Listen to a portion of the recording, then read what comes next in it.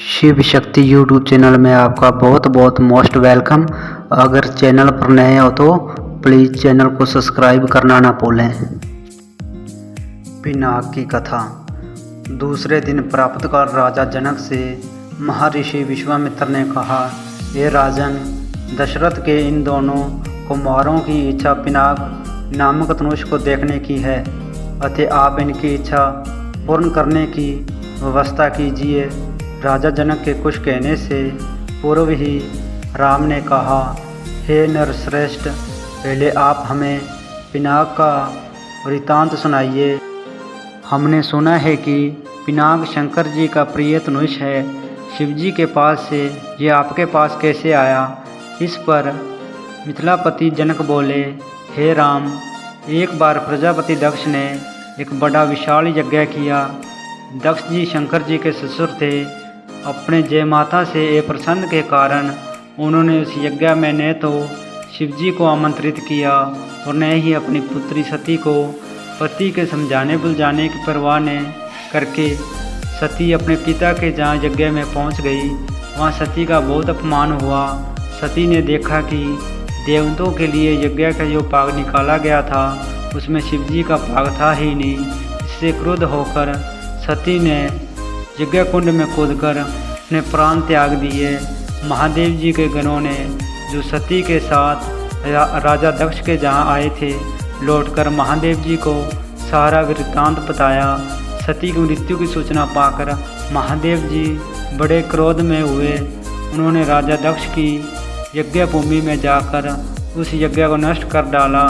फिर वे अपना पिनाक नामक धनुष चलाकर देवताओं को मारने के लिए अग्रसर हुए, क्योंकि देवताओं ने उस यज्ञ का भाग महादेव जी को नहीं दिया था। महादेव जी का ये रौद्र रूप देखकर सारे देवता बहुत भयभीत हुए। देवताओं ने विनय करके महादेव जी का क्रोध शांत कराया। क्रोध शांत होने पर महादेव जी ने पिनाक को देवताओं को दे दिया और कैलाश पर्वत पर लौट गए। देवताओं ने उस धनुष को हमारे पूर्व पुरुष देवरात को दे दिया। तभी से वह धनुष हमारे यहाँ रखा है। हम पूर्वजों का स्मृति चिन्ह होने के कारण हम इस धनुष की देखभाल सम्मान के साथ करते आ रहे हैं। इसी बीच एक बार हमारे राज्य में अनावृष्टि के कारण सूखा पड़ गया, जिससे प्रजाजनों को भयंकर कष्ट का सामना करना पड़ा। उस कष्ट से मुक्ति पाने के लिए मैंने एक बार बहुत बड़ा यज्ञ किया। पुरोहितों के आदेशों अनुसार मैंने अपने हाथों से खेतों में हल चलाया। हल से भूमि खोदते खोदते भगवान की इच्छा से मुझे एक परम रूपवती कन्या प्राप्त हुई। उसे मैं अपने राजमहल में ले आया। उसका नाम सीता रखकर पुत्री के समान उसका लालन पालन करने लगा। जब सीता किशोरावस्था को प्राप्त हुई तो दूर दूर तक उसके सौंदर्य एवं गुणों की ख्याति फैलने लगी। देश देशांतर के राजकुमार उसके साथ विवाह करने के लिए लालायित होने लगे। मैं अद्भुत पराक्रमी योद्धा के साथ ही सीता का विवाह करना चाहता था। अतः मैं ये प्रतिज्ञा कर ली थी कि शिवजी के धनुष पिनाक पर प्रतिज्ञा चढ़ा देने वाला वीर राजकुमार ही सीता का पति होगा। मेरी प्रतिज्ञा की सूचना पाकर सहस्त्रों राजकुमार और राजा महाराजा समय समय पर अपने बल की परीक्षा करने के लिए यहाँ आए, किंतु पिनाक पर प्रचंडता चढ़ाना तो दूर वे उसे तिल भर खिसका भी न सके। जब वे अपने उद्देश्य में इस प्रकार निराश हो गए तो वे सब मिलकर मेरे राज्य में उत्पाद मचाने लगे। मेरे प्रदेश को चारों ओर से घेर लिया और निर्ही प्रजाजनों को लूटकर आतंक फैलाने लगे। मैं अपनी सेना को लेकर उनके साथ निरंतर युद्ध करता रहा।